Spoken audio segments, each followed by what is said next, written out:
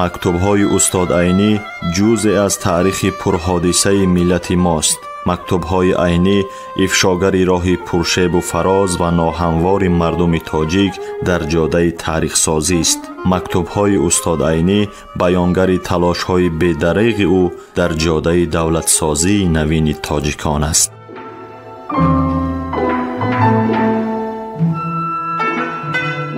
سامیان عزتمند، حالا شما از بخش خوانش ادبی مکتوب‌های استاد عینی را با نویسندگان و اندیشمندان همزمانش با چهره‌های علم و ادب تاجیک که در تهیه، تحریر، برگردانی و نشر آن کارمندان انستیتوت زبان و ادبیات به نام رودکی اکادمی ملی علم‌های تاجیکستان، ادبیات شناس انزورت ملکزاد و گلبهار عثمانова سهم گذارند. در قرائت هنرپیشه خلقی تاجیکستان نورالله عبداللهیف شنوید.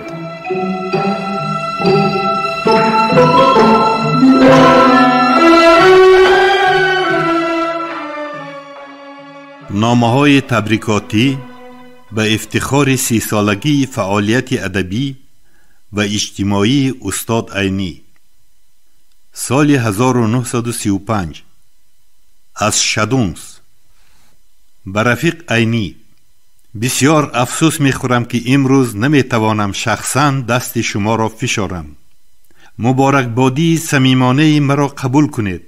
آرزومندم که شما باز بسیار و بسیار سالها عمر دیده و برای وطن سوسیالیستی، برای کارگران و کالخانچیان آسوده حال تاجیکستان سوسیالیستی سویتی کار کنید. قشلاق کلخازی ما اثرهای کلان نفیس تلندارانه شما را که درباره وی بنویسید منتظر است. باز یک بار دیگر مبارکبادی صمیمی مرا قبول نمایید. شادونسی شما. از اشورف، شاه تیمور و رحیمبایف. به رفیق عینی: به نویسنده با تلنت و محب خلق تاجیک صدرالدین عینی در روز یوبیله 30 سالگی فعالیت ادبی ثمرناکش، کمیته مرکزی پارتی کمونیستی بولشویکی تاجیکستان، کمیته اجرایی مرکزی و شورای کمیسران خلقی جمهوریت سیشه تاجیکستان سلام‌های آتشین بولشویکی می‌فرستاند.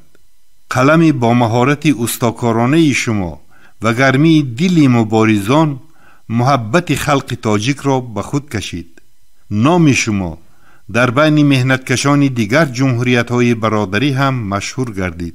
از اثرهای شما نویسندگان جوان تاجیک آموختند و خواهند آموخت و صف نویسندگان جوان می افزاید.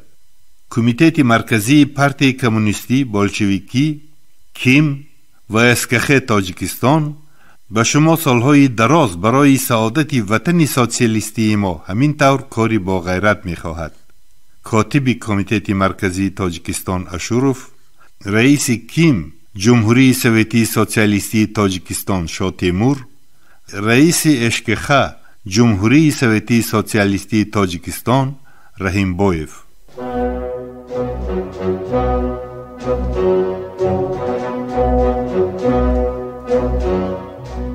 خبرهای ناز، همین گونه مژده‌های فرهنگی در نامه‌های استاد عینی سرشار است و استاد عینی در نامه هم درباره وضع معیشی و حالت عیش و عشرت خانوادگی صحبت نمی‌کنند. هر یک نامه استاد صدرالدین عینی یک کشفیات تازه علمی است. درباره اهل علم، درباره استعدادها صحبت میکنند، درباره کشفیات‌ها صحبت، درباره تاریخ خلق تاجیک صحبت میکنند. صدها بار ما باید این نامه‌ها را خوانده به بزرگی استاد صدرالدین عینی ایمان بیاوریم، باور حاصل کنیم و خودمان تحقیقات‌های درباره عینی نویسیم. هر یک نامه‌ای که استاد صدرالدین عینی نوشتند، هر یک بیان کننده یگان پهلوی مهمی حیات استاد عینی بوده است.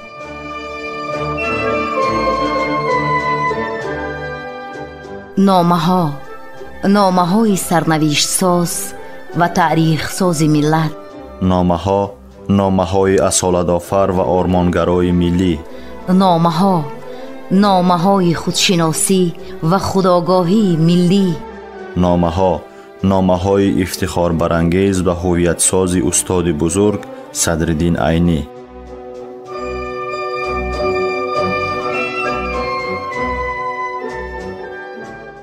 تاجیکان قدردان در دنیا هیچ دولتی و خلقی نیست که مانند دولت و خلق تاجیک اهل علم و ادبیات را به این درجه حرمت، غمخواری و قدرشناسی کند.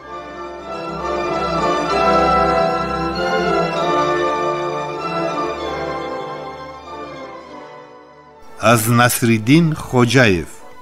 تبریک به رفیق صدرالدین عینی. شورای اتفاقهای کسبه تاجیکستان از نام 65,000 اعضایان اتفاقهای کسبه در روز جشن 30 سالگی با شرف فعالیت ادبی و اجتماعی شما سلام آتشین پرولتاری میفرستاند. ما غیوری، قوت و حیات دور و دراز شما را برای ایجادیات ادبی شما که برای کار ساختمان سوسیالیستی ما و آزاد شدن عامه وسیع مهنتکشان همه شرق نگرانده شده است خواهانیم. رئیس شورای اتفاقهای کسبه تاجیکستان نصرالدین خوجایف.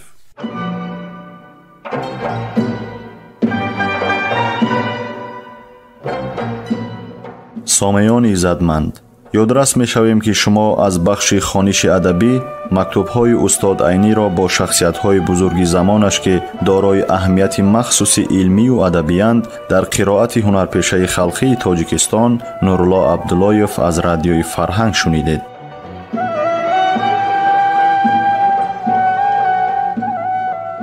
در تهیه و پیشنهاد گفتار سهم گذاشتند صلاح‌الدین نورزاد و لطفیه قربانова.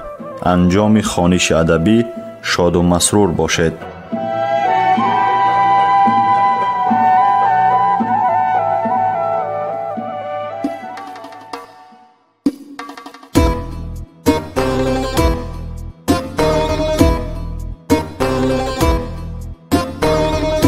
عمری عینی از برای خلق صرفی خامشو،